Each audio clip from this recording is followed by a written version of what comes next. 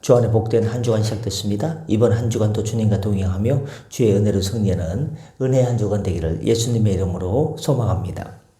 오늘 월요일 새벽 하나님 말씀은 사무엘상 19장 9절부터 10절까지 말씀을 중심으로 악령은 회개치 않은 심령에 더욱 강하게 역사합니다라는 제목으로 말씀 은혜를 함께 나누고자 합니다.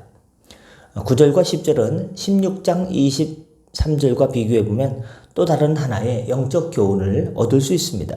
그것은 우리가 죄를 회개하지 않을 때 악령이 더욱 강하게 역사한다는 사실입니다.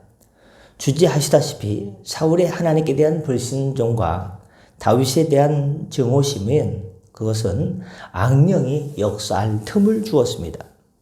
하나님께 대한 불신함, 악령이 들어오기 쉽습니다. 누군가를 극도로 미워하는 것, 증오심은 악령이 우리 가운데 들어올 수 있는 틈을, 여지를 주는 것입니다. 그런데 본문에서 볼 수 있듯이 시간이 흘러갈수록 사울의 심령은 더욱더 완고해져서 사람의 조언이나 음악과 같은 것들은 조금 더 완화되지 않는 극한 상태로 치닫고 있습니다. 여러분, 우리는 그 이유를 어디에서 찾아볼 수 있을까요? 그것은 사울이 자신의 잘못을 회개치 않고 마음을 더욱더 강팍하게 하였기 때문입니다. 악령은 일정 기간 동안 인간의 의지와 감정을 억제해서 강제적으로 활동할 수 있습니다. 그리고 이러한 악령의 역사는 인간의 강팍한 의지와 손을 잡고 결탁할 때 더욱더 강력해집니다.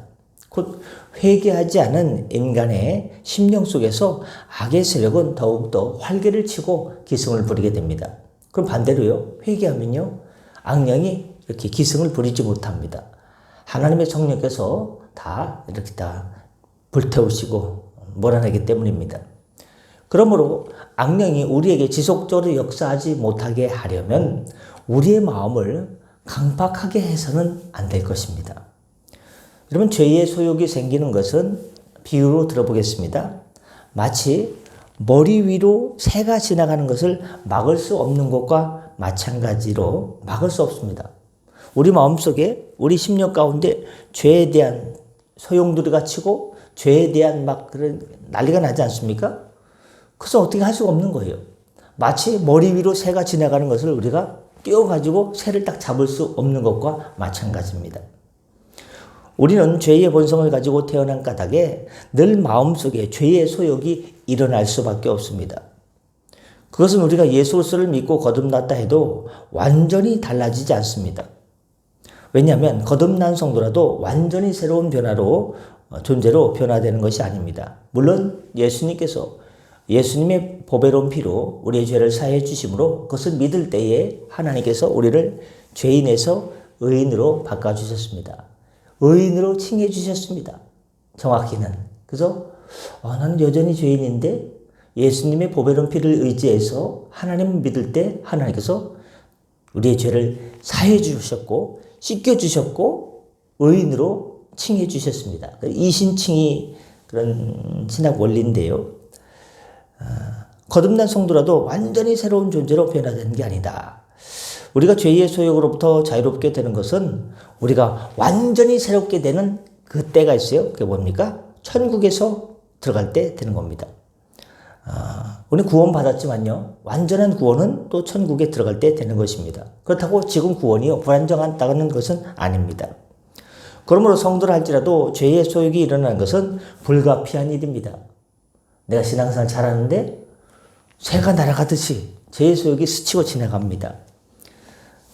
그러나 머리 위로 새가 날아가는 것을 막을 수 없지만 우리는 단지 뭘 막아야 되느냐? 머리 위에 새가 둥지를 트는 것은 막아야 됩니다.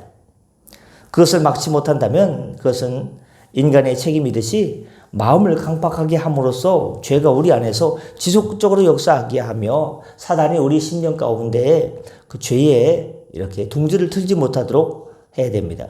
그렇게 되면 더욱더 큰 죄악에 빠질 수밖에 없습니다. 이것은 심각한 문제이고 우리 자신이 책임져야 될 문제입니다. 곧 우리가 연약해서 원치 않게 죄를 범할 수는 있지만 고의로 죄를 범하거나 죄를 범한 것을 알고도 회개치 않는다면 이는 전혀 다른 차원의 문제입니다. 회개하지 않는 마음은 죄에서 떠나기 싫은 마음이며 결국 죄를 사랑하는 마음이라 할 수 있습니다.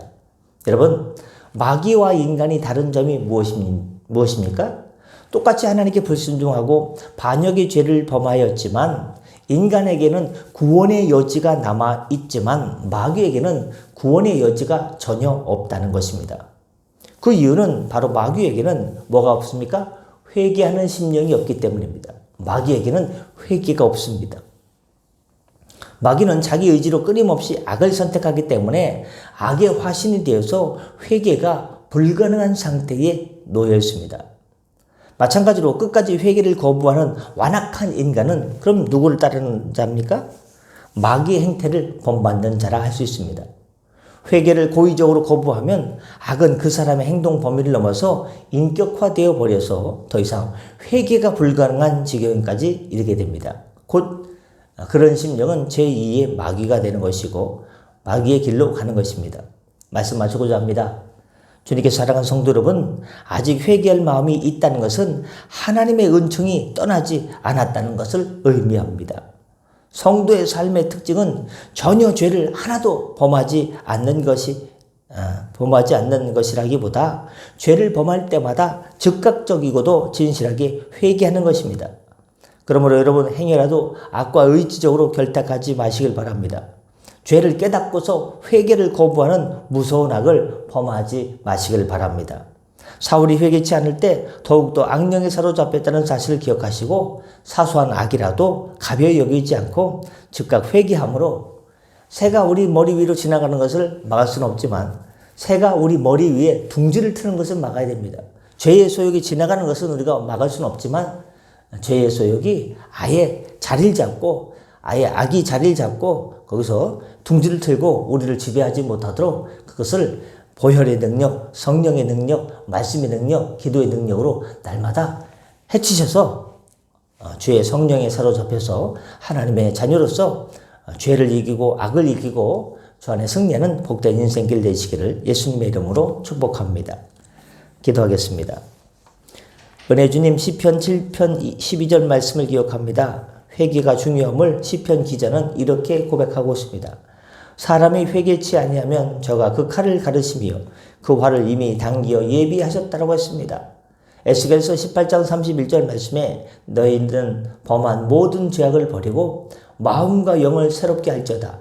이스라엘 족속아, 너희가 어찌하여 죽고자 하느냐라고 말씀하고 있습니다. 하나님, 주님께서는 우리에게 회개하는 심정을 주셨습니다. 그것은 우리에게 구원의 여지가 남아있다는 것이고 하나님의 구원이 기다리고 있다는 것을 기억하고 우리가 죄를 졌을 때 즉각적으로 철저히 회개하게 하여 주시옵소서.